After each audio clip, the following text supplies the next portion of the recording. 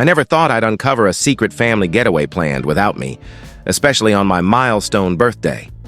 "Tell him we're sick. He'll fall for it," my mother murmured to my uncle. A week later, she was pleading for my help. Years back, I wouldn't have believed this could happen. My parents weren't flawless, and my brother was always their golden child, but I never imagined they'd deceive me so openly or leave me out of a family event. Growing up, I was taught that family is everything. No matter the circumstances, we stand by each other. That's why I never hesitated to support them financially, even covering their house payments when they faced foreclosure. I did it without a second thought, because that's what family does. But now I wasn't even worth an invite. If my uncle hadn't spilled the truth, I'd have spent my 40th birthday believing my parents were too ill to join me. They made it sound serious. My mother even faked a wheeze during our call. "It's awful timing, honey. We'd hate to ruin your big day by spreading our germs," she said. I trusted her. That's how much faith I still had, despite years of being sidelined. But at my birthday dinner, my uncle, loosened by too much wine, let the truth slip. His face drained of color the moment he realized his mistake, but the damage was done. While I celebrated with friends, my parents weren't home recovering. They were on a luxurious trip with my brother, his wife, and their kids, a vacation planned for months, intentionally set during my birthday. The worst part? My uncle's slip revealed my mother's words. "Tell him we're sick. He'll buy it." That him was me. The fool who'd been footing their bills while they relaxed on a beach. I plastered on a smile through dinner, but something inside me broke. The idea of family first was a sham. By morning, the hurt had turned to resolve. I was done. For years, I'd endured their favoritism, their subtle jabs, their disregard for my successes because I wasn't married with kids like my brother. No more. I logged into my bank and canceled the house payments. I didn't confront them. I waited. A week later, my phone lit up with calls and messages from my parents, and shockingly, my brother. I ignored them all until they showed up at my door, livid. "The payment didn't go through. It's got to be an error," my mother said, her voice sugary sweet. "No error," I replied. "I'm done paying." Their stunned silence was golden. "Family supports each other," my father insisted. I laughed. "Like you supported me on my birthday?" My mother's face hardened. "Don't make a scene. It wasn't personal." "Really? Then why call me a fool behind my back?" The truth hung heavy.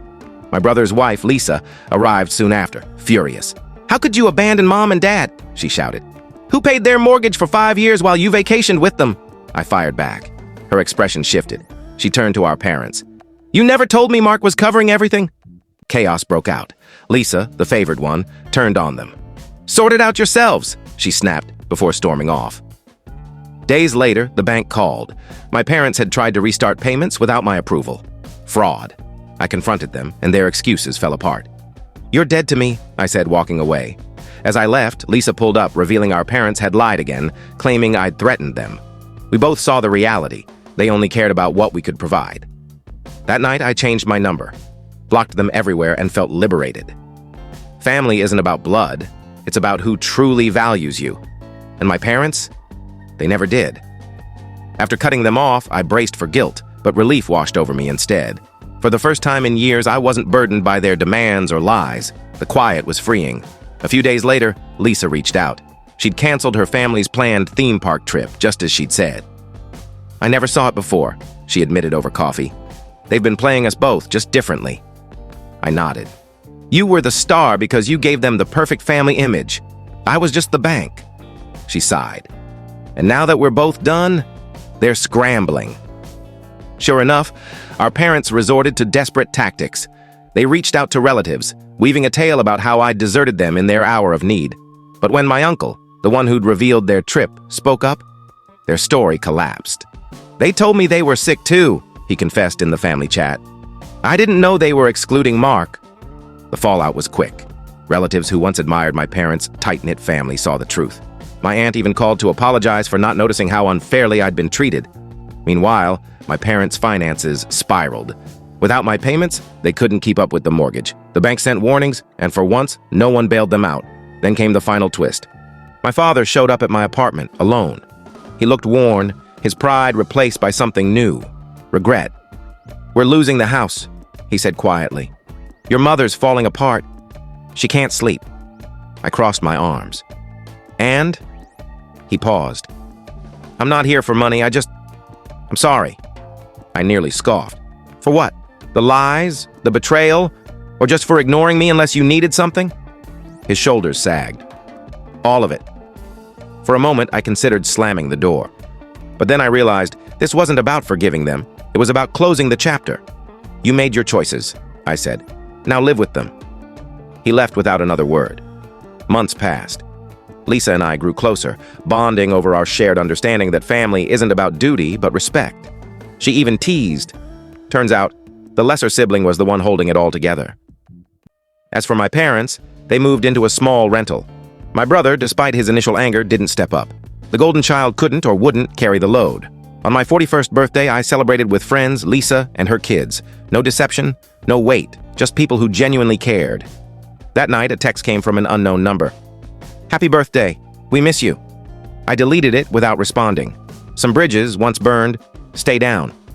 The seasons shifted, and with them, the remnants of my old life faded.